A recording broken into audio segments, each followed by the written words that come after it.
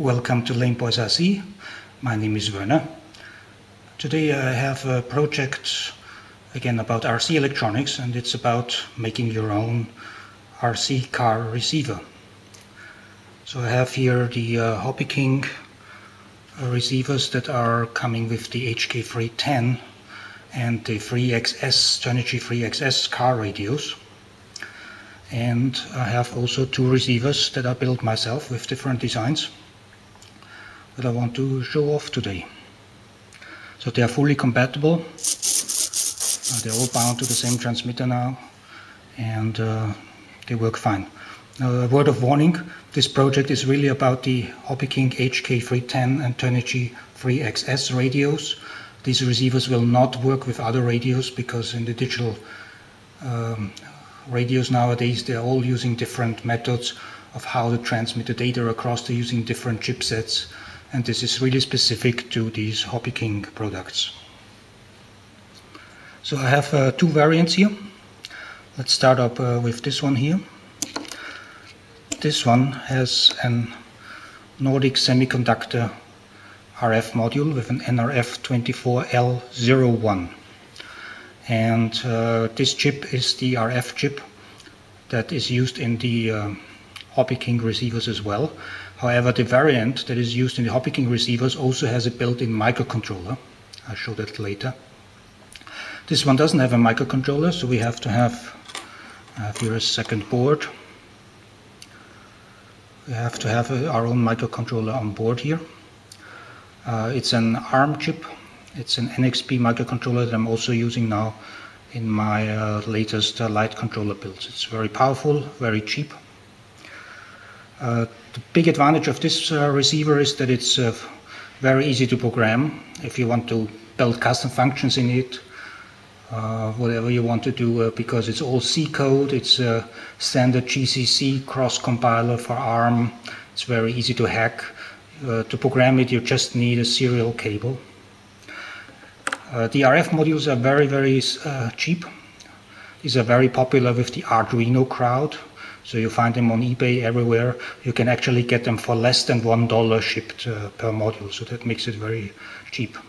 You can build a whole receiver for about, less than $10 US, including circuit board and everything if you're building more than one, for sure.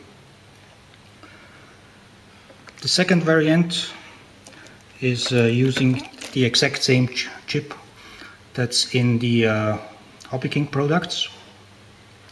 It's an NRF24LE1, and the LE1 has a built-in 8051 microcontroller. So this module here is again from Chinese websites. It's way more expensive than the module without the microcontroller, so this is less than $1. This is about $4 to $5 to $6, depending on where you buy and how many you buy. The advantage is that it's much simpler because everything is included. So you only need a power regulator and some protection resistors and just a couple of wires on the circuit board, an LED and a push button. So it's much easier to build than the other variant. I have software available on GitHub for both. I would say it's hard to choose which one to build. There are advantages and disadvantages. So here the advantage is that it's easy to build, it's much more compact. Actually, if you compare it to the Hobby King one, it's about the same size, as you can see. The other one is slightly bulkier, but still smaller than the blue Hobby King receiver. The big advantage of this one is that it's easier in terms of software hacking. You don't need a special programmer, just a USB serial dongle. And also the servo pulses are generated by hardware timers and are extremely precise.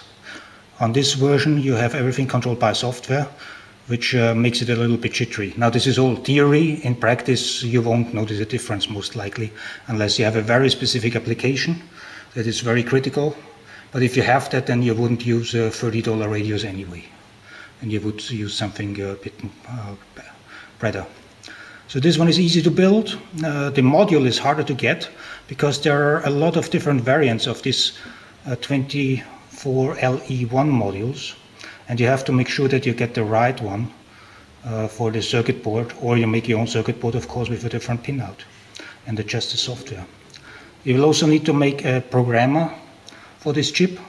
Again, they are all over the internet. You can find projects from Arduino based to PIC based, so it's easy to find a programmer for that, but you still have to build it and test it and make it working. While this one, you just need a serial dongle and a piece of software, and you can program the firmware in it. So everything is on GitHub. I put a link down in the video description, and it's a great way of making your own stuff. And if HobbyKing decides to no longer sell it, we can still make use of the radios, because we can build our own receivers now. So thank you for watching. Please subscribe. Bye.